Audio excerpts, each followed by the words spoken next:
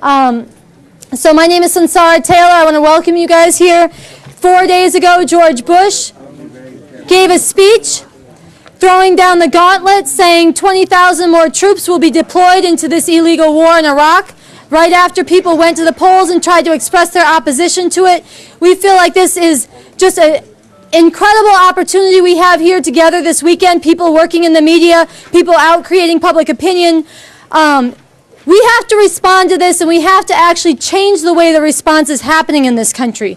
Not the way it was reported, the spectrum of debate that happened on the night that Bush gave his speech, where it was Bush and then the people who, you know, barely oppose him.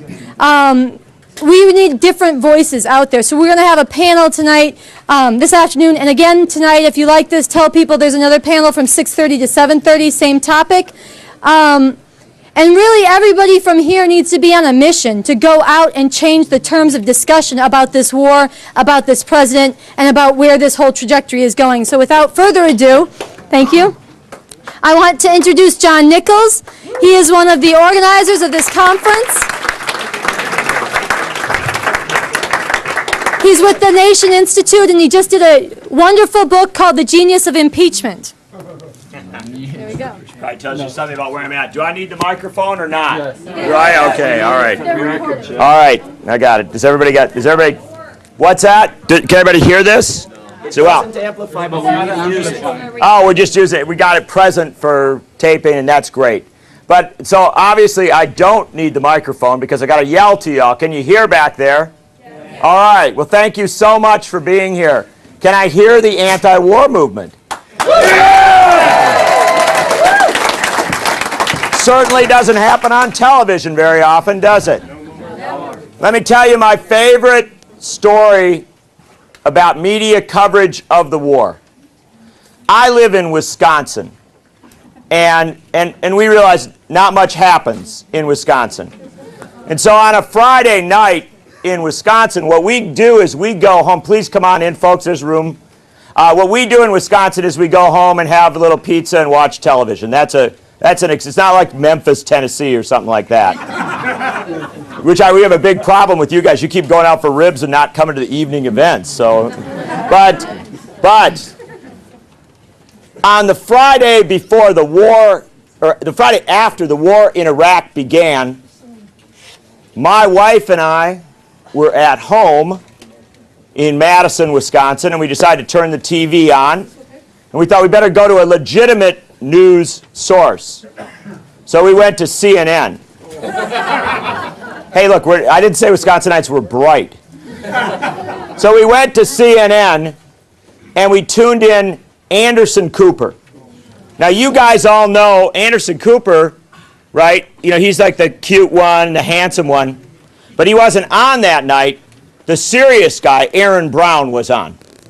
So Aaron Brown is talking about the start of the war.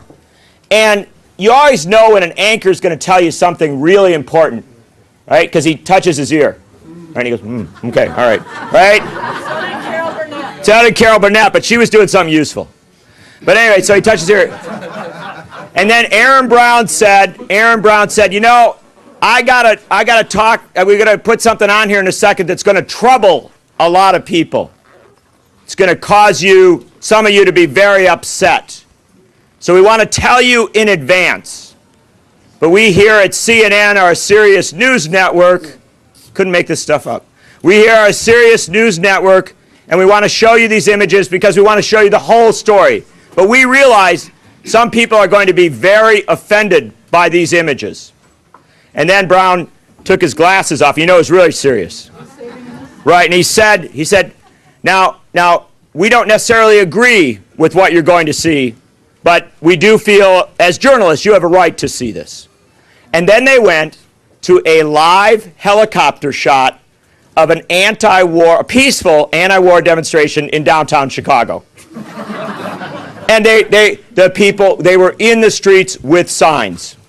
A horrifying image. I know that many people couldn't handle that, right? You know. And there were about 6,000 to 7,000 people in the streets of Chicago the Friday after the war began saying we shouldn't be doing this. And so all of this warning, all of this preparation. And then after they came back from it, and he was apologizing more for showing the image, Aaron Brown touched his ear again. He said, oh, we got something coming in right away. Let's go right to that. And we've got new footage from Baghdad. And they went immediately, with no warning, to images of bombs dropping on a city of 5 million civilians.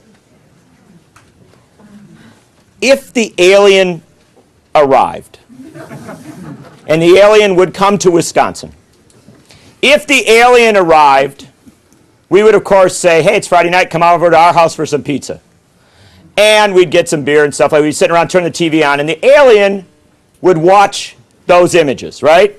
See exactly that image. And he would hightail it back to his spacecraft, go back to his planet, and they would say, what are these people on Earth like? What are these Americans like, the most powerful people on the planet? Tell us about them. And the alien would say, they're a very strange people. They have to be warned extremely much, really warned a lot, about someone uttering the dangerous statement, thou shalt not kill. But they have no problem at all with killing. That's what our media is doing to us. That is what they are doing to us. Yeah. Our media is turning us, all of us, into those more worried about the phrase, thou shalt not kill, than about killing. It is deceiving, it is dysfunctional, and there is no single reason to reform the media that is more significant than the reality of this war.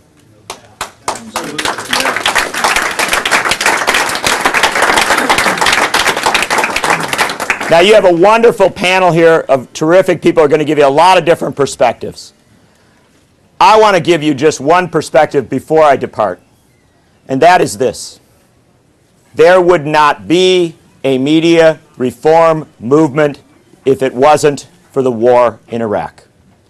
George W. Bush, our unpaid organizer. He's highly paid. Well, he's not by us, though. We've been giving him almost nothing, you know.